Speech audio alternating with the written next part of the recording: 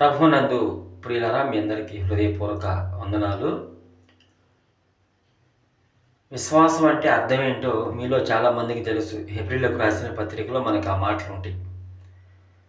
కానీ విశ్వాసానికి ఒక భక్తుడు అసలైన నిర్వచనం చెప్పాడు.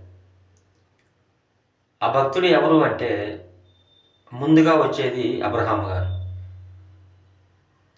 అసలు ఆ విశ్వాసానికి అర్థం చెప్పింది ఆయనే. ఏమని అంటే, దేవుని సమయము ఉంది, మన సమయం కూడా ఉంది. దేవుని సమయం, దేవుడు ఇచ్చిన మాట ఎప్పుడు తప్పేవాడు కాదు. మన సమయం కొరకు మనము నిరీక్షించేవారిగా ఉండాలి.